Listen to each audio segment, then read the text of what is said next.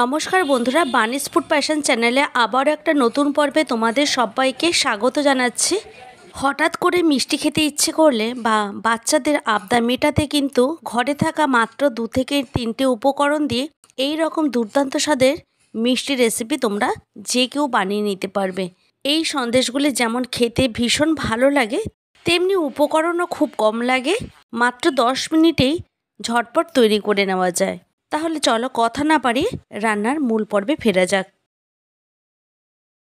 রান্নাটি করার সুবিধার্থে আমি এখানে 1 লিটার দুধ থেকে ছানাগুলিকে ঘরেই তৈরি করে নিয়েছি।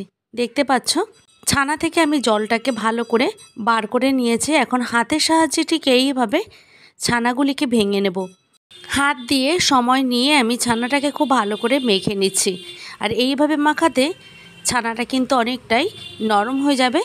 সামনেই দীপাবলি আসছে বা ভাইয়ের ফোঁটা, তোমরা অন্যান্য মিষ্টির আইটেমের সাথে এই একটা মিষ্টি তৈরি করে নিতে পারবে।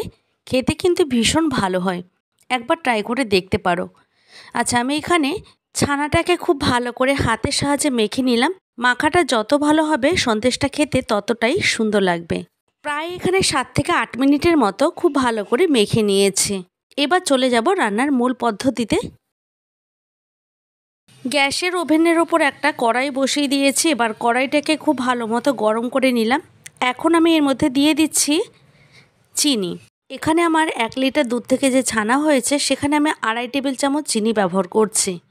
এখানে সন্দেশগুলি খুব মিষ্টি হবে না, একটু মিষ্টি কম রেখেই তৈরি করলে খেতে আমার মনে হয় ভীষণ ভালো লাগে। এখানে তোমরা তোমাদের পছন্দ অনুযায়ী চিনির পরিমাণটাকে বাড়িয়ে বা কমিয়ে নিতে পারো। এখানে যে চিনিটা ব্যবহার করেছি এই চিনিটা দিয়ে আমি ক্যারামেল তৈরি করব। তাই গ্যাসের ফ্লেমটাকে একদম হাইতে দিয়ে আমি 2 থেকে 3 মিনিট ওয়েট করব। দেখো, চিনিটা কিন্তু মেল্ট হয়ে গেছে। সন্দেশের কালার আনার জন্য এই রকমভাবে ক্যারামেল তৈরি করে নিলাম। এখানে সমস্ত চিনি মেল্ট হয়ে যাওয়ার পর আমি এর মধ্যে দিয়ে দেব ছানাগুলিকে। এই পর্যায়ে গ্যাসের ফ্লেমটাকে এখন কমিয়ে রাখবো।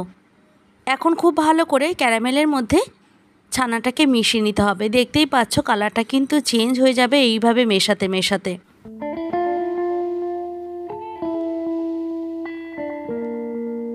মিষ্টির স্বাদটা আনার জন্য আমি এখানে দিয়ে দিচ্ছি 3 থেকে 4টা এলাচ। এলাচগুলিকে ভালো করে গুঁড়ি করে নিয়ে আমি এর মধ্যে ব্যবহার করলাম।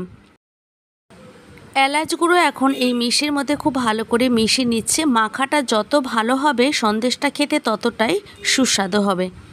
হঠাৎ করে কখনো মিষ্টি খেতে ইচ্ছে করলে বা বাড়িতে যদি কোনো গেস্ট চলে আসে, তোমরা কিন্তু খুব সহজে ঘরে থাকা উপকরণ দিয়ে এই রকম একটা সন্দেশের রেসিপি ঝটপট বানিয়ে নিতে পারবে।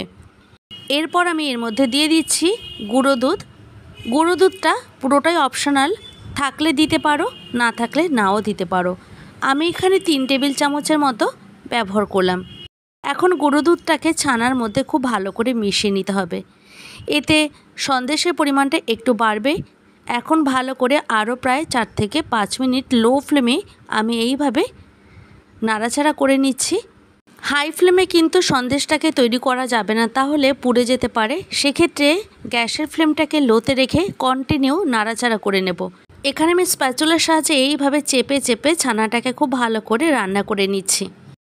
এইভাবে রান্না করতে করতে যখন দেখবে কড়াই থেকে ছেড়ে আসছে, তখনই বুঝে নেবে সন্দেশটা কিন্তু আমাদের এখানে একদম রেডি।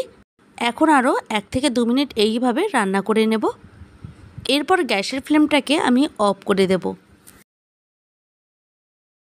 একটা প্লেটের মধ্যে খুবই সামান্য ঘি মাখিয়ে নিলাম। এতে কী হবে, সন্দেশগুলি তুলে নিতে সুবিধা হবে।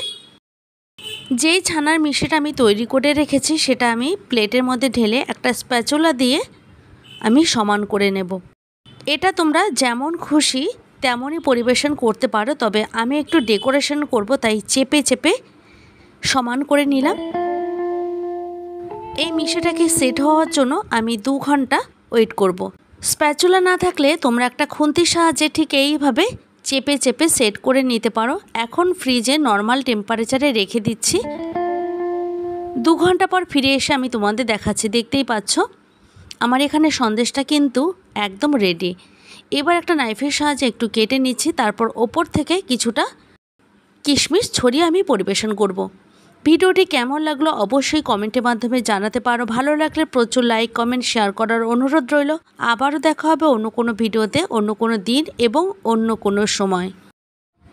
তোমরা সবাই ভালো থেকো, সুস্থ থেকো এবং সবাইকে ভালো রাখার চেষ্টা করো। আজকের ভিডিওটি আমি এখানেই শেষ করছি।